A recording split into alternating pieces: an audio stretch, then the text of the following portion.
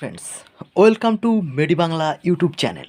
আজকের এই ভিডিওতে আমরা জানব আনওয়ান্টেড প্রেগনেন্সি অর্থাৎ প্রেগনেন্সি নষ্ট করার কাজে ব্যবহার হয় মেফিজেস্ট কিট ট্যাবলেটের ব্যাপারে।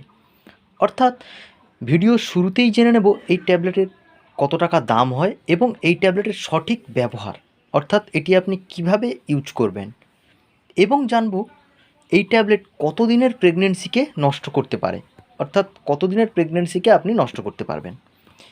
এইসব আমরা এই ভিডিওতে জানব। আর যদি আমার এই চ্যানেলে নতুন হয়ে থাকেন তাহলে আমার এই চ্যানেলটিকে সাবস্ক্রাইব করে রাখুন, যাতে মেডিসিন এবং মেডিকেল রিলেটেড হেল্পফুল ভিডিও সবার প্রথমে দেখার জন্য।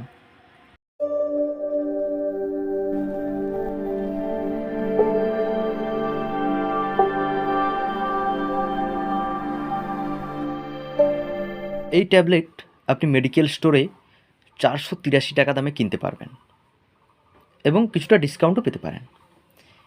এরপরেই বলি এই ট্যাবলেটের মধ্যে কোন কোন উপাদান রয়েছে। এই ট্যাবলেট 5টি স্ট্রিপের হয়, অর্থাৎ একটি স্ট্রিপের মধ্যে 5টি ট্যাবলেট থাকে, যার মধ্যে বড় ট্যাবলেটটির মধ্যে থাকে মিফিপ্রেস্টন 200 mg এবং ছোট যে 4টি ট্যাবলেট থাকে তার মধ্যে রয়েছে মিসোপ্রেস্টল 200 mg। এরপরেই বলি এর ইউজ, অর্থাৎ এটির সঠিক ব্যবহার।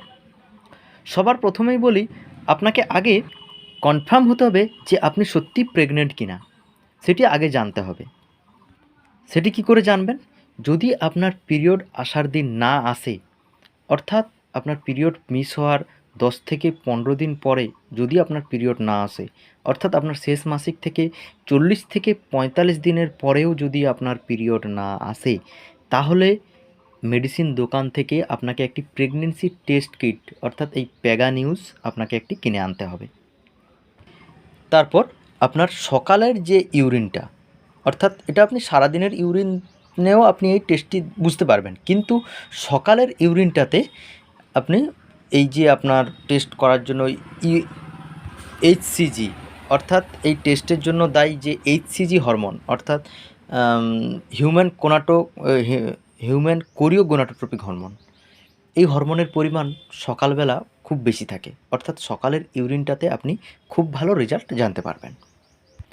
তাই আপনার সকালের ইউরিনের 2 থেকে 3 ফোঁটা, এই যে স্যাম্পেল এস বলে একটি জায়গা আছে, এখানে আপনি 2 থেকে 3 ফোঁটা ইউরিন আপনি দেবেন।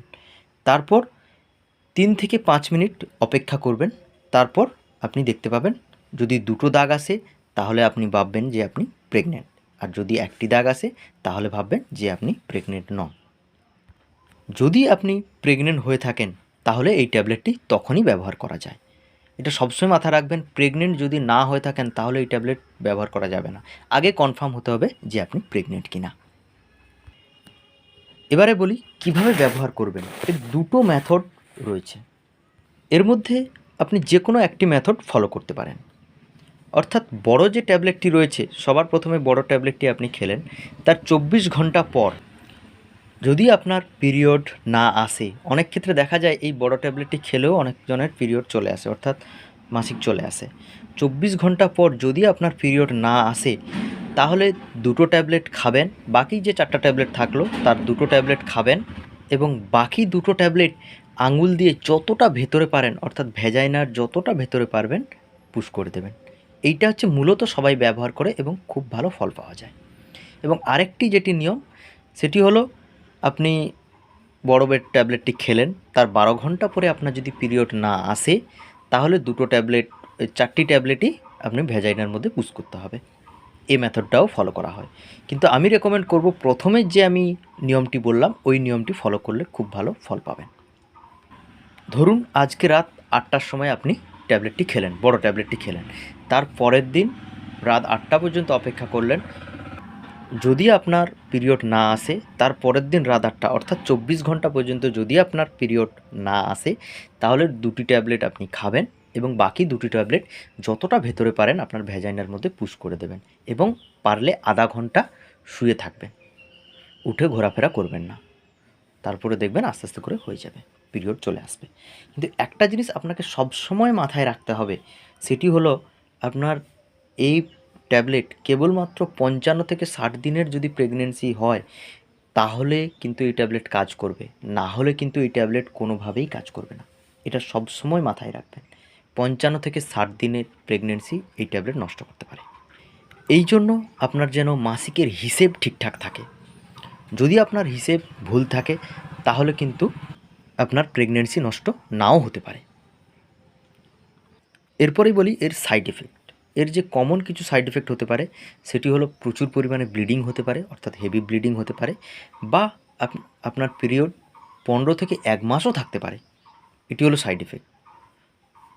না হয় পিরিয়ডের দিন কিন্তু এমনিতেই বেশি হবে, কারণ 10 থেকে 15 দিন পিরিয়ড আপনার থাকবে, কিন্তু তার থেকেও বেশি হতে পারে আপনার। এই হলো এর সাইড এফেক্ট। এমন কিছু বিরাট সাইড এফেক্ট থাকে না। এই হলো আজকের ভিডিও। আশা করছি এই ভিডিওটা একটু হলেও উপকারে আসবে।